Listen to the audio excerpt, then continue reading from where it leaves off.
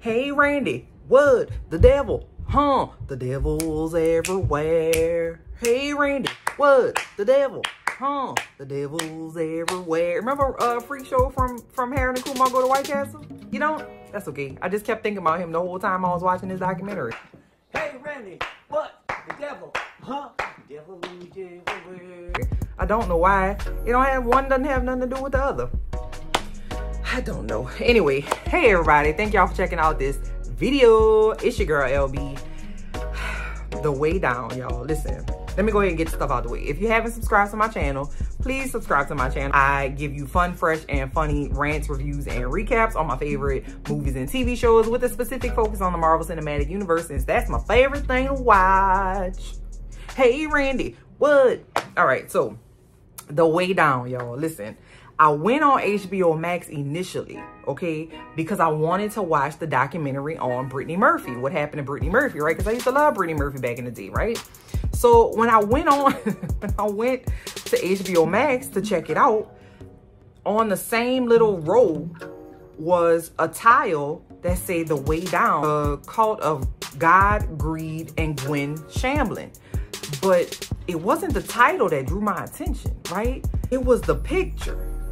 The lady, the lady has the worst hair. All I kept thinking was, looking at this lady, she don't have no friends. She cannot have friends, bruh. I'm just saying, no real friend would be like, yeah, bruh, that's it right there. You killing them, Gwen. Love that. The higher the hair, the closer to God. She felt that in her soul. Let's go ahead and get into this documentary, because I love to hear about a good cult, okay? They're fascinating. The documentary is based on Gwen Shamblin, a Southern woman, okay, who was like a weight loss person in the church in her local area, right? They outside of Nashville, Tennessee. Baby, down in the Bible Belt, one thing you're not gonna do is miss church. Okay? I'm like, okay, listen, let me hear about what the hell she was doing, baby, because I never heard about it. Apparently, she was on Tyra Banks back in the day. She was on a Today Show. She was on Larry King. So when they started to describe what the program was, I was like, it was portion control in the name of the Lord. So the ladies say, you can eat what you want, right? You want a cheeseburger? Do it. You want nachos with chili, cheese, and peppers? Go for it. But here's the thing. When you start to feel full, you stop eating and you get down on your knees and you pray. That's it. Who out here didn't know that that's what you were supposed to do anyway? You know what I'm saying? I don't want to tell people what they should know and what they shouldn't know. But I just feel like I thought it was going to be way more new age or way more, you know, scientific than that. In the beginning of the documentary, she looks like a normal little white lady in Tennessee, right? She got her little Jenny Jones cut line and it's curled tight and it's real neat. She's dressing real 90s, you know what I'm saying? Nothing out of the ordinary. However, we see as the Way Down program starts to take off and it's kind of getting put into more churches outside of her local area, she's starting to make money off of it, that her little look starts to change, right? And she started to get a little sassy, right? So she had the little Jenny Jones cut, the little regular 90s mom cut, but then we see she's starting to put a little volume in that thing. She's putting a little Aquanet up in that thing. She's teasing it a little bit. It's getting a little full. She was a regular wife. She had a husband that she was married to for like 30, 40 years. She had some little children, a boy and a girl. She was a regular woman who they making money. Everything is good. My girl decides she wants to open up her own church. You qualified though. Hey, my name is Paul and that's between y'all. My girl had enough money to open up a church, built it from scratch, put a steeple on that thing, and was doing super, super, super well, right? Her developing her church called the Remnant Church, right? And it's apparently from the Bible about, don't make me lie, child, it's in the Bible. I know her congregation was very, very specific in the way that they moved, in the way that they shaped, in the way that they praised the Lord, okay? It was very much about appearances.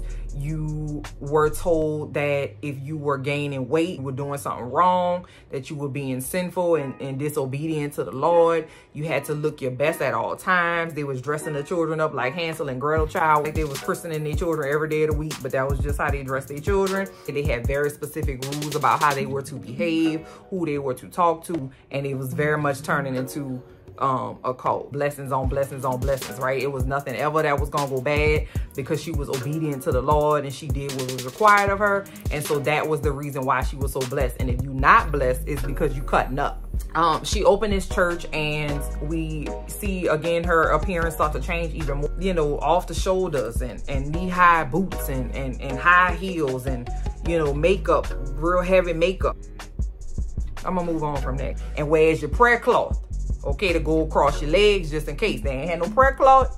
Come on now. The people in the church were told that, you know, marriage is sacred, marriage is forever, and if there is something going on in your marriage, get on a schedule, get a little meeting with Gwen, and Gwen gonna tell you how to fix your marriage. If your husband is cheating on you and, you know, having outside children and bringing you STDs, and you gotta stay. Shit. All right now. Okay now, Gwen. God bless the truth, okay? In the documentary, we talked to former members of the church talking about the hypocrisy of Gwen Shamblin and the things that she would do that she told her congregation were off limits. One of those things was divorcing her husband of 40 years and immediately marrying an out-of-work actor from California. The man was a handyman at the church, Lord.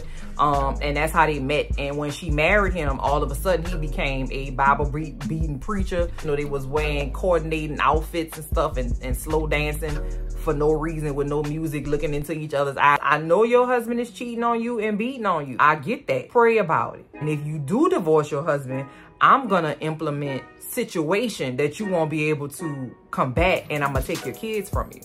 You gonna stay in this marriage.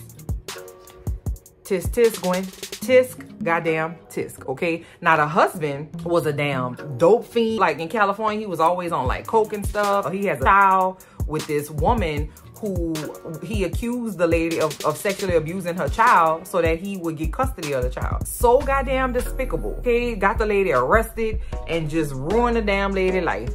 For what? For what, huh? So we also learn about in the documentary her 2 grown children, right? She has a son and a daughter.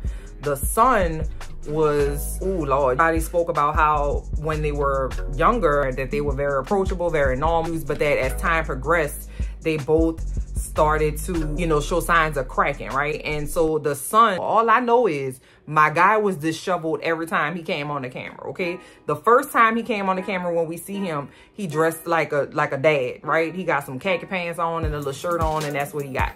But then every other time, he dressed like Johnny Cash. Goddamn, he had a black shirt on and black pants, and his hair was coming all down in his face, sweating. He was like the music person in the church. Then they had the daughter. Now the daughter, oh Lord, that was difficult for me, okay, as a parent, because the daughter was married and she had a child who died, right, unexpectedly. The baby was, I don't remember, the baby was very young. I don't think the baby was 1, maybe some months old. So they sent out, the whole church was like, pray for the baby. The baby, you know, they took the baby to the hospital. We're gonna give y'all updates.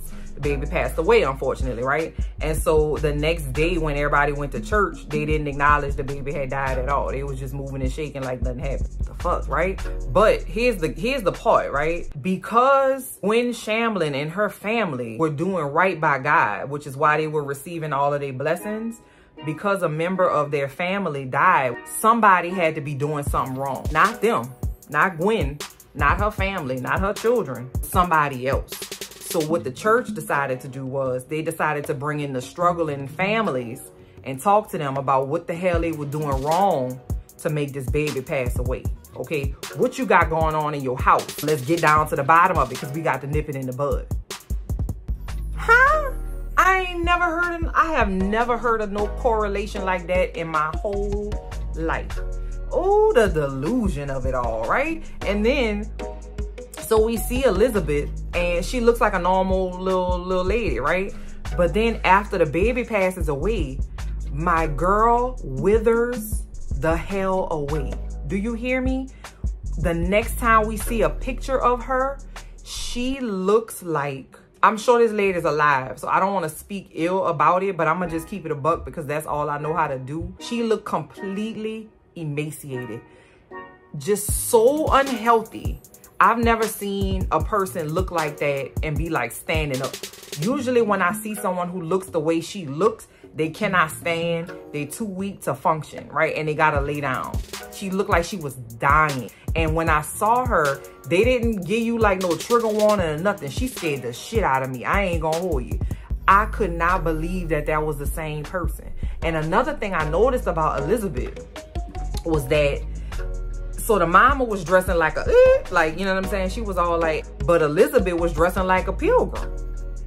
Literally, like she had a pilgrim, like she always, every time I would see her, she would be dressed up to like here with a shirt with the pilgrim collar on it. You know, like the olive oil collar, right? And a dress down to her ankles.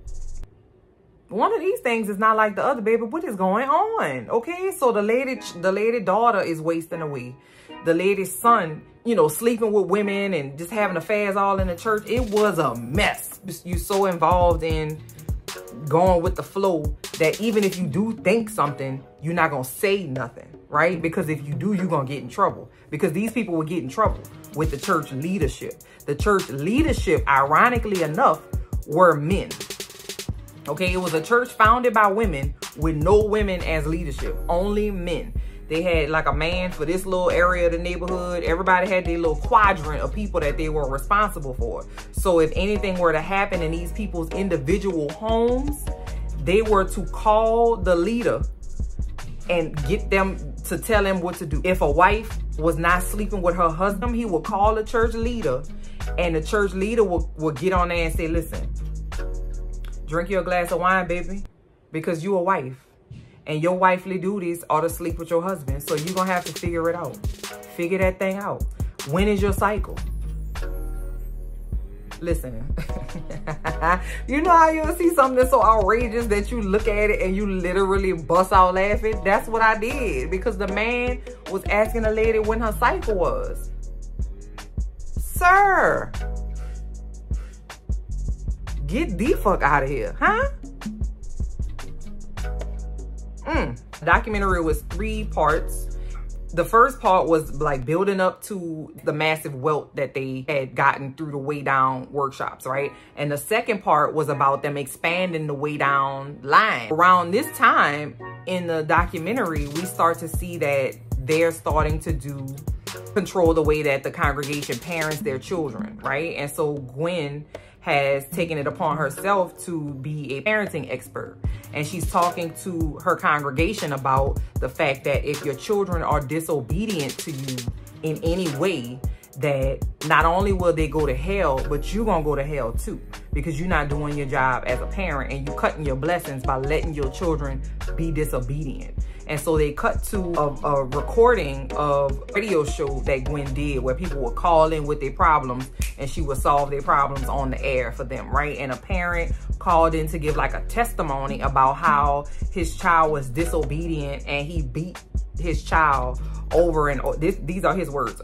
So I had to get her over and over and over and over and over and over again. And now I don't have any trouble with her. I don't have any trouble with her. The baby was 2. He said he would have trouble with the baby and she would wiggle while she was getting her diaper changed.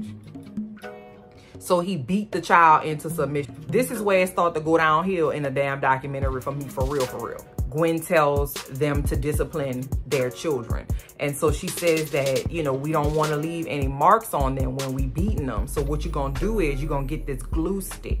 Okay, a long glue stick, and you're gonna beat your children with the glue stick. Okay, different people in the congregation would beat their children with different things. Okay, objects, right? This lady was told by the leader in her church that she needed to beat her 1-year-old with a wooden spoon, and the baby had marks all over them, right? So the church was encouraging child abuse. So we also meet this husband and wife who come from Atlanta, and they went to the Way Down workshop, and they was like, yeah, man, I lost 75 pounds. Man, my wife did this thing. The wife called into the show and was like, listen, he was having trouble with my child. Like, we whipped him and we took out everything in his room, including his bed, and locked him in there from Friday night to Monday morning. And all we left him in there with was his Bible. And, you know, doing this repeatedly, we don't have any trouble with him. The family went to a church service at the Remnant Fellowship Center, whatever the church was called, right? And they had a babysitting thing, right, for the children while the adults were in church. And the little boy was at the service and he was crying and upset, right? So the babysitter at church asked the daddy, hey, I see your son is upset. Does he like a specific toy? You know, I want to make sure he's okay during the service. And the daddy was like, nah, you got to hit him hard. Hit him. And that's what the girl said that the daddy demonstrated. The little girl was like, I'm not about to hit your child. He took the child into a room at the church and proceeded to beat him up. And then he was like, listen, you ain't gonna have no trouble with him, right? And so the little boy was all tore up and very upset. The parents said the child was having a issue at the house. And so they put him into this case. It was a wooden case, very thick top, and they made him stay in there, okay? And so he kept popping his head out, kind of asking when he was gonna be able to get out. And they shoved his head back down with the lid of the case, okay? And then they tied it shut with like bungee cords, right?